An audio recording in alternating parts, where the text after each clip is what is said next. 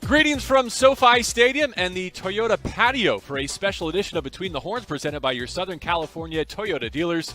I'm JB Long with my friends and colleagues Ricky Hollywood, Maurice Jones-Drew, and DeMarco Farr as we preview the Seahawks and the Rams in their return to Inglewood. December is our month. We found that out last year. Ricky, how's your week been so far? It's been great. Nothing crazy. I did get a puppy last night. So something crazy. Yeah, no, it's been good. I haven't slept. But what choice do we have to show up and to keep grinding and keep working? You know your jacket's red, right? Yes. Okay, I didn't know if you were just bleary-eyed, lack of sleep. Yeah. Is it? Oh, I thought this was blue. Not Seahawks colors. You're fine. Yeah, wow. It's fine. Maurice, can we turn the thermostat up for you? You doing all right over Listen, there? I don't know how this is going to go for me. As you know, I don't do well in the cold.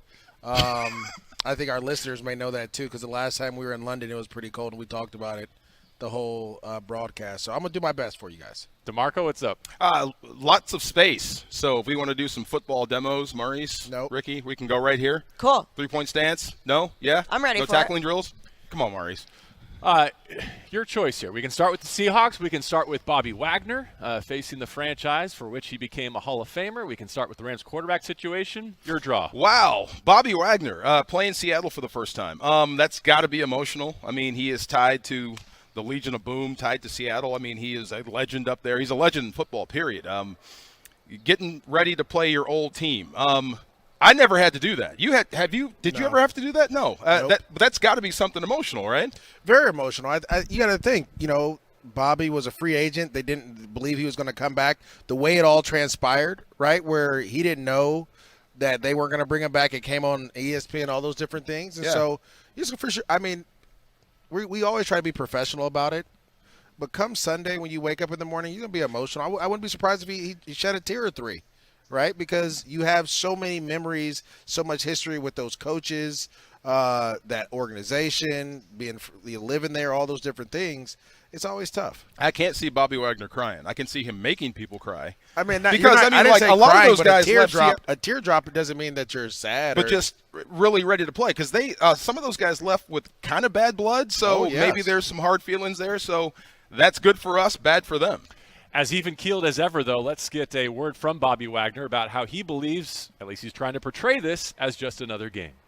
It's a choice. It's a choice to come out here and perform and play well and study and work out and do the things that you need to do to be great. And the great ones do it, and the people who don't last in this league that long don't. Eric, I think you listened to his entire session with the media yesterday, buying or selling what he's feeling emotionally. I think he is a consummate professional. You know what I mean? And I think that that's why he's such a leader for this Rams team.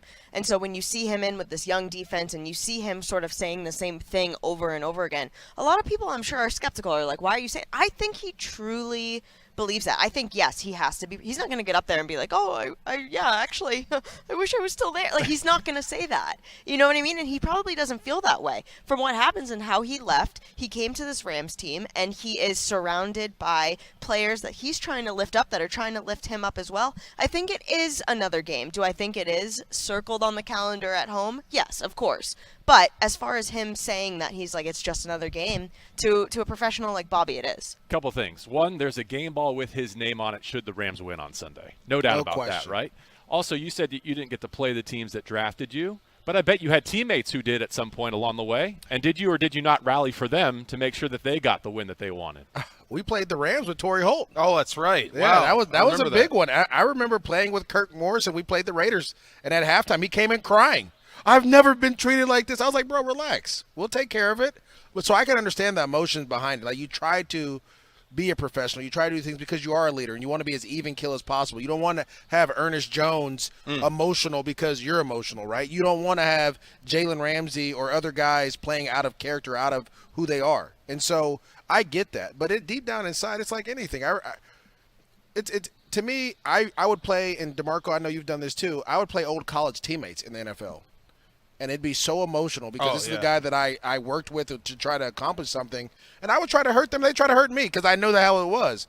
And I would be very emotional. I couldn't imagine going back playing Jacksonville. I couldn't. Your friend Lincoln Kennedy tried to kill me. This is like my roommate in college. We played. He was with the Raiders. I'm with the Rams. He tried to murder me. I'm like, you don't even know me anymore. Is it more competitive though? Because you're like, oh, I know that's him. I'm going at him harder. Like, does it bring out something different than just someone you've been watching on tape all look, week? there were some guys that I couldn't wait to get a hold of. They were upperclassmen. You know how they treat young people. So when I saw you in the NFL, there was no mercy. But this was my friend who tried to take me out. That's what you're supposed to do. It's like playing your big brother, right? And for Bobby Wagner, understand that there again. It's like anything. It's like a breakup, right? Yeah. There's so many memories you have, and you're trying to get over things and all this. Then I see you, right? And it's kind of like I have to remind you of who I am more than you remind me of who you are. You know what I mean? Like, I brought you your championship. I was part of that class that changed everything. And so, again, it's going to be emotional. And I understand Bobby's side of it and how he's talking, because you have to talk that way, because you don't want to go on the media and be like, oh, I can't wait to play him, because you're already going to rile yourself up. Yeah, I can't wait to see the coin toss, because he's going out to be the captain. That's going to be something to watch. Yeah. I wish better for him in these circumstances. I thought when we got to December that Bobby Wagner was going to have a chance to help the Rams punch their ticket to the playoffs going through Seattle. With 6 games remaining, this one and the regular season finale up in the Pacific Northwest, it does not appear to be shaking out that way, and I can't help but feel that he deserved better. That I think the sharpest sting, one of them of this season, is that he came here and he's delivered. He's been one of, if not the best off-ball linebackers in the entire NFL, and it's only translated to 3 wins so far. He's handling his department. He's one of the best inside backers in the game, if not the best right now. But here's what takes the edge off some. He's got a ring. So I don't feel that bad. You know what I mean? If this was his last shot at a winner and it went south, then I would feel horrible. But if he stopped now, he's got a ring. You know what I mean? He's a champion. To that point, same thing for Aaron Donald. Yeah. Right? He's not going to play this weekend. High ankle sprain. But thank goodness he got that ring, right? Right out on this field less than a year ago. In fact, he's got more NFL Defensive Player of the Year honors than missed games as a professional. Wow. Isn't that incredible? Yes, that is. That's First special. game missed due to injury. He had the holdout, right? He had the Week 17 game where the Rams had already clinched and Sean McVay held him out. He played through injury after beating the Seahawks in the postseason going to Green Bay. But this is the first time that he's going to be held out due to injury. Yeah, look, the guys like him wind up immortalized. You know what I'm trying to say there without trying to say it. He's tough. He's humble. The guy he's available, and he's one of the best we've ever seen. I figured it out, Maurice. When we were in Kansas City, I went down to see Chris Jones in particular because people were saying maybe this guy has a chance to be better than Aaron, right? Then I saw Chris Jones. He's the size of that pillar. No question. You know what I mean? So when you see him, okay, I look at you, you're supposed to dominate. Then I look at Aaron. You wouldn't know it's Aaron unless he had his uniform on. He's not the biggest guy in the world. That's what really impresses me. So, and people always ask me, how do I quantify it with Aaron? How do you know he's as good as he is? It's not sacks. It's not tackle for loss. You can count those if you want. Count how many times you actually see him off his feet in the game as a defensive tackle. You won't get beyond 5. You know what I mean? And that's a rarity. Right. So the fact that he's able to be in that position, stay alive, stay healthy long enough, and this is his first game missed due to injury, I thought I ran out of things to say about this guy. There's even more to say about this guy now that he's out for 1 game. And it's not just him, of course. It's Matthew Stafford, it's Cooper Kupp, it's Allen Robinson, and the list goes on and on and on. So, Erica, the youth movement is truly on this week and for the rest of this season for the Los Angeles Rams. Yeah, and I think it is a great time. These are valuable snaps for this younger team, and this is playing time. In the preseason, you're going against not necessarily first-team defenses and this type of stuff, and offenses as well. So I think that there are positives to be taken away about these younger draft picks and other, free agents that we have to really develop and really get to see them in a game scenario. Maurice, I want to ask you what it means not only for rushing Geno Smith, but also defeating a Seahawks running game that was as potent as any in the league, but has fallen on hard times. But first, let's get the head coach Sean McVay's comments on playing without AD 99. So much of it is built around him. He's truly one of one. And so you don't replace anybody like him. Guys will be asked to step up, have confidence in those guys. But I think Aaron's resume speaks for itself, the way that he works, the way that he brings others with him. And so it's a huge loss for us. All right, so the Rams not only without their best pass rusher, but also one of the most physical forces in their run defense, and they have been great against the run. Let's take it to the Seahawks perspective. You rewind time, let's say 3 weeks before they go to Germany, and we're looking at Pete Carroll saying he's done it again. He's reinvented his team. He's put them atop the NFC West. They are playing run-first football, and they're stopping the run. Now neither of those things are true. Yeah, I think a lot of times as the season goes on, you have to start to self-scout. You have to start looking at what are we doing well, what can we improve on, and if you don't do those things, teams are going to kind of figure you out. And so they still want to run the ball first. They still want to do that. I thought the Vegas Raiders did a great job of limiting explosive runs, right, and forcing them to have to force the ball down the field, forcing Geno to hold it a little bit more. And as you know, there wasn't as many clean looks for Geno, right? Early in the year, you're getting 8-man boxes, you're getting loaded fronts. When he kind of pulls out and tries to throw the ball, it's either single high coverage, you have one-on-one on the outside, or you have a guy coming across the middle. It made it simple for him. And so now they're going to try to get back to that. Not having AD is going to be tough. And then the biggest reason is run fits and eye violations, right? You have to make sure that if you're that defensive end or you're that nose guard, that you're in that A gap or that C gap or that B gap where you're supposed to be, because if you get removed out, here comes a big lane, right? And it's going to be a lot for Bobby Wagner and Ernest Jones to kind of have to make up for that, right? Or Nick Scott to have to come in and make up for that, or Taylor Rapper, whoever it may be, to come in. And so you have to make sure that this week is all about playing sound run-stopping defense, which means someone has to be in the A gap, B gap, C gap, D gap. And you have to protect those gaps with everything. Force Geno to beat you, right? I've always been a believer in this, and I don't want to sound like a hater, but Geno is Geno, right? They're like, I don't believe in these one-year wonders. Like, oh, my God, this is – like, no, this is who – like, you've been who you were a long time ago. Wow. Like, you're going to come back down to earth. He's playing really good, but all of a sudden he's coming back down to earth. And he's playing smart, too. Yeah. All of a sudden he's coming back down to earth, though, right? It's not week 2, 3, or however many weeks when he was, like, on fire. And so force him to make those mistakes. Force him to have to see this too-high safety defense and try to force the ball into coverage, and you'll have a great opportunity to win. Ricky, it sure looks like the Seahawks won the trade. Super early, not even a full season away, but they somehow got better at quarterback? How'd that happen? Yeah, I mean, I don't know if that's necessarily Russell fell off a cliff. Yeah, I'm not sure if that's like a Russell Wilson thing. Did you go to his birthday party? I was invited, so I felt kind of guilty. You didn't go. I didn't go, but I was invited. I decided to get invited. Yeah. So wow. it was only half the team, so I felt a little weird about it, and I was just like, no, I'm not gonna go. But no, I think Pete Carroll and the the GM over there, everyone was totally saying they got fleeced in this trade and it was crazy. And then now look at the flip side. So I also think that's a testament to bring it back to us too. Sean McVay has coached against Pete Carroll for the last 6 years. The Rams have been pretty good against the Seahawks. Totally. So I think that, and like you just said, Geno is Geno, and if we force him to be Geno and force them to get out of their game scripts right away, like I think without Aaron Donald, of course, that is so detrimental. But also I think there is something, the Seahawks, we got a little bit of tricks up our sleeve too. What I'm picking up on that you say there, I think is accurate. The Seahawks kind of owe the Rams a thank you. Right? Like they're in position to maybe get a wild card spot. It looks like San Francisco's atop the division, maybe for good now. But the Seahawks are in good shape now, and they're even better shape moving forward. And they made a very difficult decision to kind of dismantle their championship reign, but stick with Pete Carroll. And I don't think there was a stronger force in that decision than Aaron Donald, Sean McVay, and the Los Angeles Rams. I think the Seahawks looked around the division, saw what the Rams had done, how the Rams had overtaken them, and said, we got to switch things up.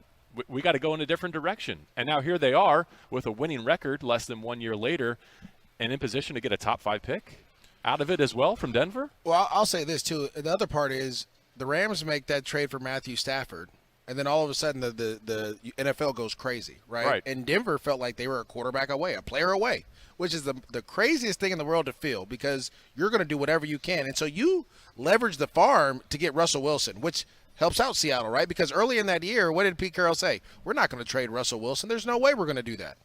Boom, right away. Now you're forcing Denver to give you everything. And then with those picks, you hit. You hit on 4 of them? Mm-hmm. They hit on this year's class, yeah. And there's reason to believe that now they know what their needs are going into next year, and they're going to have 2 first-round picks.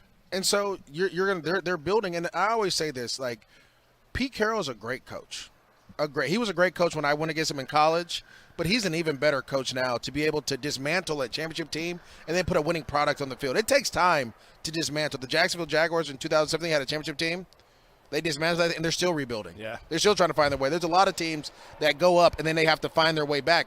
Seattle's it was like 1 year or whatever, and they're back at it. So great on Pete Carroll. All right, enough on the Seahawks quarterback situation. Let's get to that here in Los Angeles. Too early in the week to know for certain, but the indications are we might see both, right? John Wolford and Bryce Perkins against the Seattle Seahawks here at SoFi Stadium this weekend. DeMarco, conventional wisdom says if you have two quarterbacks, you don't have one. Why might that or might that not be true for the Rams? I think that fits here, right? Right now. I mean, I think you have Matthew Stafford's your guy. This is what you want to do with your offense, who you tailored your offense around. So when he's out, now you've got to kind of split the job. If Wolford is up, then I would love to see him out there for passing downs. And that's no knock on Bryce Perkins. I thought he was fantastic, even though the numbers don't say it. I thought he was fantastic against Kansas City because of how much danger he got out of. And he wasn't running around like a chicken with his head cut off. I mean, he was actually going out there and trying to make plays. The drive after Mahomes goes up 20-3, and he answers and goes right back down the field. I thought that was a huge big boy drive. So I left that game thinking you can build off this with him. But if Wolford is up, I think he's earned the right to play, and he's earned the right to get some reps against Seattle. He knows your offense.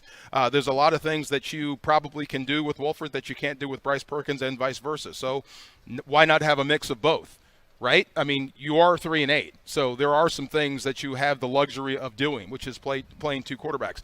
And I would keep Seattle guessing all the way up until game time.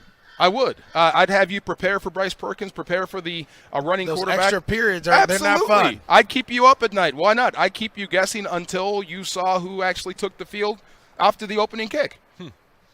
John Wolford got the start in that playoff game a couple of years ago up in Seattle. The Rams won that game behind Jared Goff, but they felt really confident in what Wolford was bringing to the table. Well, I still think you're in the evaluation period, and it's most important to give guys that opportunity to see what they can do. John Wolford's been your backup for the last couple of years, and he's had opportunities to go in and play in big games. And so, like you said, why wouldn't you – I've seen Bryce Perkins.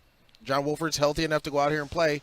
Let's see what he can do, and then give – Perkins some snaps here and there, some red zone plays, maybe some third and shorts, some things where we can utilize his legs and force them to kind of switch their defense around and then come back. Make them have to adjust to what you're doing.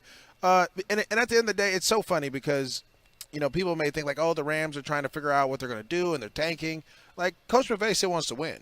And he's going to put this team in the best situation to be successful, right? And so if you do have two quarterbacks, on 3rd and 10, it's not going to be Bryce Perkins, right? We're not going to do that. But if it's third and two, it may be. If it's 3rd and 2, yeah. Now you have you put him in, or if it's in the red zone, you have to make them play 11-on-11 football. But also with John Wolford, you can run a lot of the Bible. We always talk about the Bible being the 2018 playbook, where you're seeing a lot of play action pass, a lot of outside zone, a guy that's athletic enough to get there on the stretch play and then be able to boot away and all those different things. I still think you go back to that because that is was it 2017 when the Rams went up there and blew them out of the water? 42-0, the Todd right? Gurley game? The Todd Gurley game. What a time to be alive, right? And so for me, it's not like you can't do that with John Wolford. You can go out there and make those same plays there. Wow. Maybe some vibes from the Superdome a couple of weeks ago, right, with Dalton and Taysom Hill platooning at quarterback. Erica, the question also, who's either quarterback going to throw it to? The weapons right now really depleted for Los Angeles. Yeah, I mean, Allen Robinson didn't play last week as well, and he's on IR with the foot. Van Jefferson got that touchdown again. He's getting his legs back under him. I think that we've seen Tutu Atwell sort of emerge as this long downfield threat, which has been great. JB's upset that he had a short catch, though. Yeah, it was. It's dragging down his yards per his yards catch. per Yeah, yards per that catch. was- went down But I to do down. like seeing him run more of the full route tree. Yeah. Definitely. I think that's something to be gained here in the final month of the season. And I think it is interesting because in the beginning of the season, they were really hitting Skoranek a lot. They're hitting Powell in some of these situations. And I think that they've sort of moved away from that a little bit. And I think now it's even time to really start throwing in a lot of these mix-ups and have different formations and the different types of guys that they were hitting in the beginning.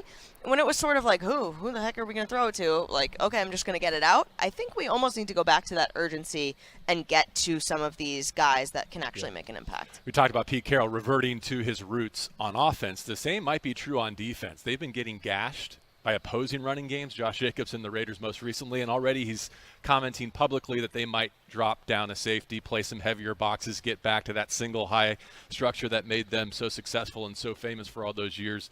I don't know if there's Earl Thomas in the back necessarily anymore, but I do think it points to the fact that you're going to need a quarterback who can spin it and can attack not just the Seahawks, but also the Las Vegas Raiders on the back half of this 2-game week.